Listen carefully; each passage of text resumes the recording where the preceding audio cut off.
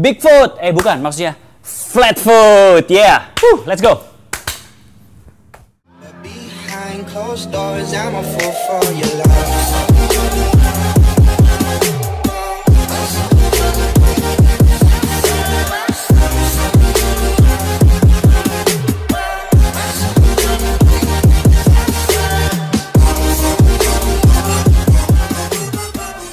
Jadi kita bisa menggunakan gerakan seperti lunges kombinasi dengan stairs dan hanya saja menghindari nasi, tapi justru dari ini nih kopi karena terjadi pembakaran. For the marathon, yeah, let's go. London Marathon. Chicago's waiting for job offers on the table, and she tells all her friends that's why they think we're stable. But I got plans of my own, but better with no label, and I'm loving the way that you move to my body. Hi, welcome to my lunges. Oke, hari ini kita akan membahas mengenai flat foot. Apakah flat foot itu sesuatu yang seringkali menjadi bahasan ya? Jadi antara kita ke teman kita, ke orang tua, kadang-kadang anak bingung, wah ini kenapa kaki gua datar, kenapa kaki gua nggak ada rongganya. Nah sekarang kita hari ini akan membahas sedikit mengenai flat foot dan juga kemudian latihan-latihan yang perlu dilakukan untuk membantu. Oke, tapi yang pertama kita harus mengetahui nih, apakah flat foot itu? Nah, flat foot ini bisa disebabkan oleh berbagai macam faktor. Yang pertama misalnya faktor lahiriah. Jadi memang sudah lahir sedemikian rupa, nggak ada masalah. Yang kedua dari sisi functional, karena posisi pergerakan, posisi ankle, posisi olahraga kita, sepatu yang kita pakai, dan seterusnya. Hal yang ketiga juga bisa disebabkan karena misalnya ada kekurangan mobilitas, stabilitas, atau kekuatan dari otot-otot penunjang kaki. Karena kalau kita membicarakan masalah flat foot, itu adalah posisi di telapak kaki. Nah, telapak kaki itu posisi terjauh dari pinggang. Nah, kalau kita membicarakan kaki, dasar itu bukan di telapak kaki, tapi dasarnya adalah di pinggang. Nah, jadi kita akan melihat nih bagaimana pengaruh dari flat foot ini yang kemudian bisa mempengaruhi lutut, mempengaruhi pinggang, dan bagaimana pinggang dan lutut ini juga akan mempengaruhi flat foot. Jadi ada hubungan timbal baliknya. Nah, sekarang kita akan melihat. Kalau kita membicarakan masalah flat foot ya, ini saya bandingkan dulu kaki kiri saya dan kaki kanan. Kalau kita melihat kaki kiri, kalau kita melihat ini ada rongganya. Ya, saya menggunakan bolpen di sini, saya menggunakan bolpen.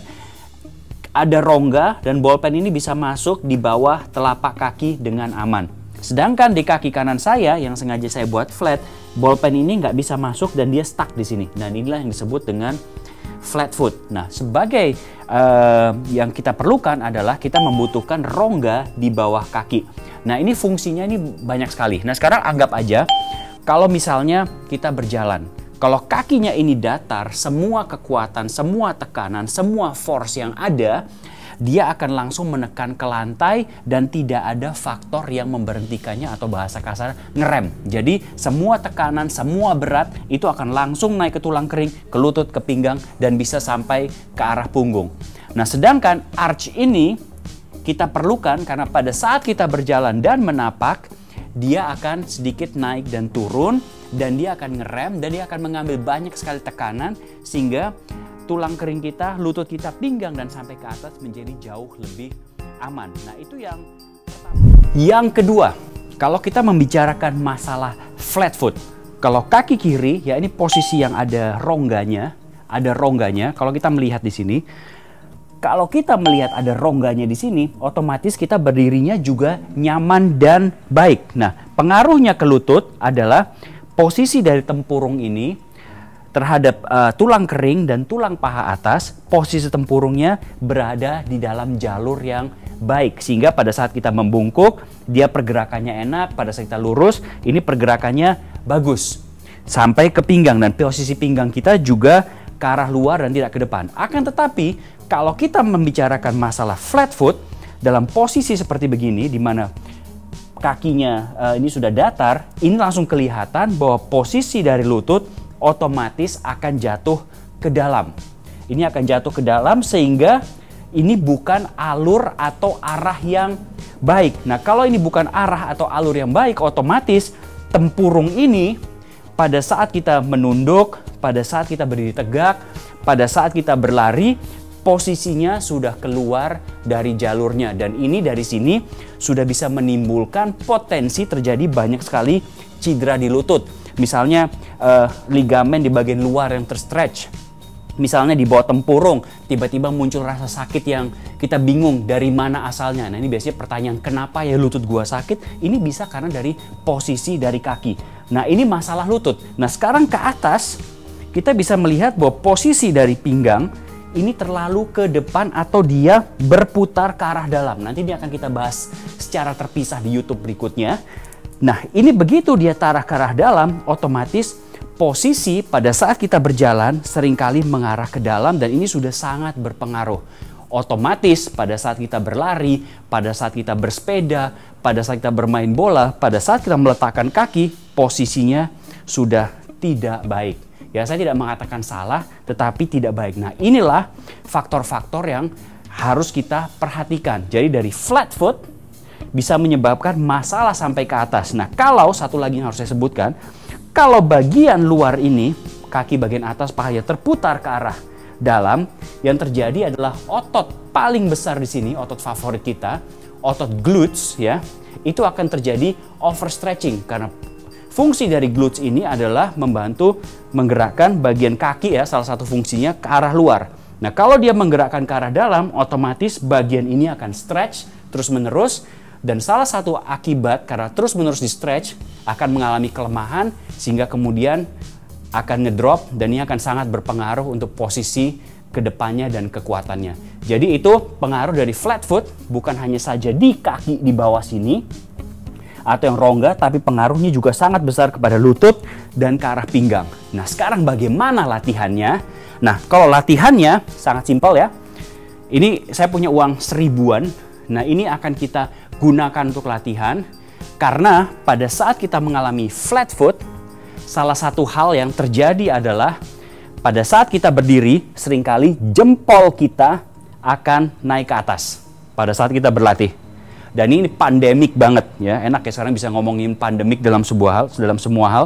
Ini akan naik ke atas. Nah, kalau ini terjadi ke atas, ini akan mempengaruhi bagian lutut dan bagian pinggang juga. Jadi yang kita akan lakukan dengan latihan, ambil uang 1000-an, ini cuma ada satu, tapi dua, kita taruh di bawah jempol, dan selama latihan, jempol kita harus menekan uang 1000-an untuk ke lantai, dan kita melatih dari situ. Oke, saya akan memberikan 3 latihan yang bisa kita lakukan dan kita coba di rumah untuk memperbaiki flat foot kita, dan siapa tahu juga bisa memperbaiki lutut dan pinggang Anda. Oke, kita latihan bersama ya.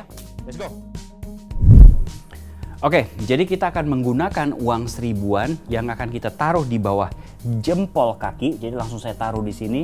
Jempol kaki saya langsung menekan uang 1000-an ini, dan posisi dari kaki ini udah harus begini fix dan tidak boleh berubah. Nah, satu hal yang harus kita perhatikan adalah posisi dari kaki kita ke sini menghadap ke arah jam 12, sedangkan tumit kita ke arah jam 6. Itu straight, lurus, berarti satu garis linear atau satu garis yang lurus.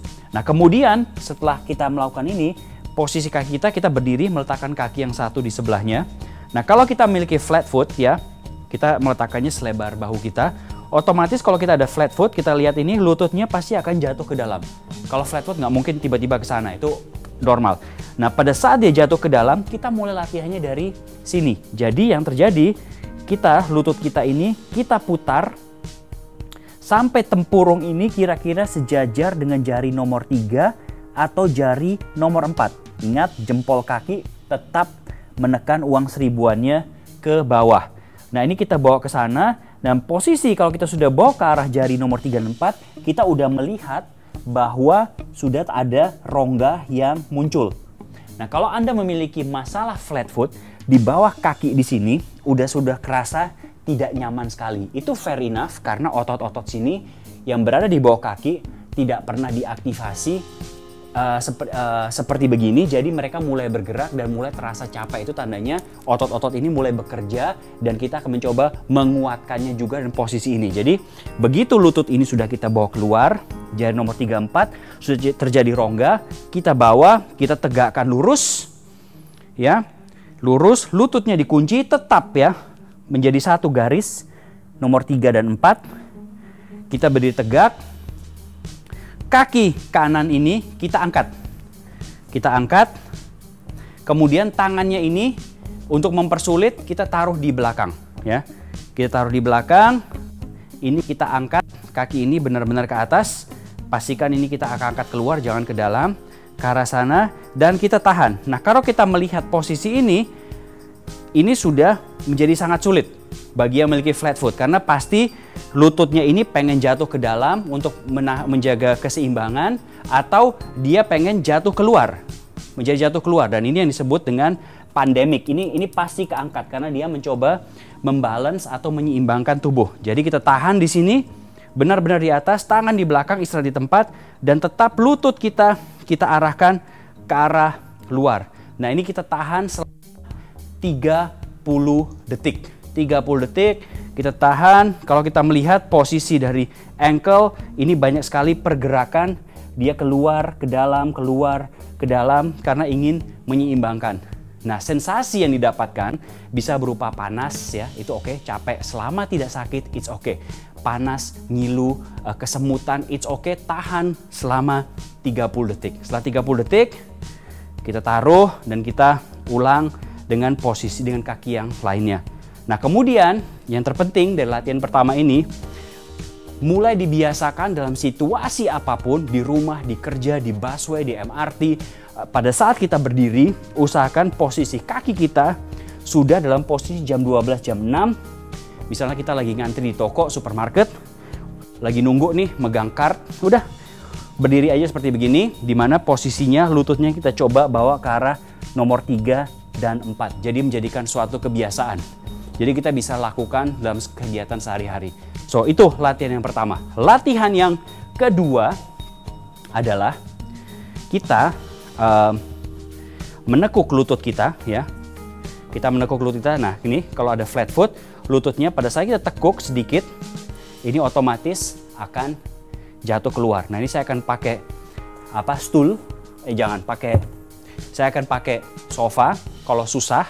Jadi kita mencoba menekuk lutut ini, membawanya ke belakang ya, bukan membawanya ke depan, tetapi kita membawanya ke belakang. Kita tekuk sedikit, jadi bokong kita itu mau duduk di kursi, kaki kanannya ini yang tidak flat, kakinya ini kita angkat, dan kita coba kembali seperti latihan nomor 1, kita sejajarkan tempurung lutut ke jari nomor 3, jari nomor 4, dan satu garis dengan pinggang. Nah, kalau kita memegang pinggang kita di sini, ada tulang yang menonjol, nah itu patokannya, tulang menonjol, tempurung, jari nomor 3 dan 4, sejajar. Ya udah, ini kita tahan aja seperti begini. Nah, kalau kita melihat kaki saya, ini banyak sekali pergerakan ke arah dalam, pergerakan ke arah luar. Nah, kita mencoba menjaga agar lutut ini tetap ke arah luar dan jempol ini tetap menekan ke bawah. Nah, again, kita akan merasakan bahwa di bawah kaki kita di sini, di ototnya ini, mulai terasa kesemutan, mulai terasa capek, mulai terasa lelah. Tapi itu adalah latihan yang diperlukan untuk mendapatkan rongga di kaki. Itu latihan yang kedua. Oke, sekarang latihan yang ketiga adalah posisinya. Tetap ya, masih uang seribuan, masih di bawah jempol kaki. Kita berdiri, gak usah pakai bolpen. Tangan di atas, ini knees up. Lurus ya, jangan ke dalam, agak sedikit keluar. Tangan di atas. Dan kita rotate ke samping. Kalau tangan susah di atas, mengapa tangan di atas? Supaya punggung kita juga tegak. Ya, kalau kita melihat ke bawah, otomatis akan mendapatkan hunch. Jadi ke depan. Jadi kita nggak mau slouch, kita pengen tegak. Kalau susah di atas, di belakang juga nggak apa-apa, istirahat di tempat. Nah, kita rotate 90 derajat dari pinggang. Tetapi posisi kaki dan lutut dan jari nomor 3, 4 ini harus tetap sejajar. Jadi posisinya 1, 2, ini kita tahan, 3, 4, 5. Nah, mengapa posisi kaki harus tetap ke arah sana? Karena kalau tadi kita kembali ke teorinya, salah satu penyebab flat foot adalah kaki bagian atas ini mengarah ke dalam. Dan ini menyebabkan lemahnya glutes atau otot bokong. Yang kita pengen lakukan dengan latihan ini, pada saat kita membawa dia, badan kita rotate ke sana, sementara bagian kiri kita tetap jaga ke arah luar, itu akan melatih secara tidak langsung otot bokong kita juga dan menguatkannya, sehingga pada saat kita berjalan juga bisa tegak dan tidak ngedrop seperti begini. So, ini yang sesuatu yang harus kita perhatikan. Jadi, latihan ketiga agak lebih sulit. Tangan boleh di atas, boleh di belakang, boleh di pinggang. Kita bawa rotate. 1, 2, 3, 4, 5. Dan kita ulangi ini 10 kali. Setnya bebas. Mau 3 set, 4 set, 5 set, 6 set. Nggak ada masalah. Oke, jadi itu sedikit dari saya mengenai flat foot.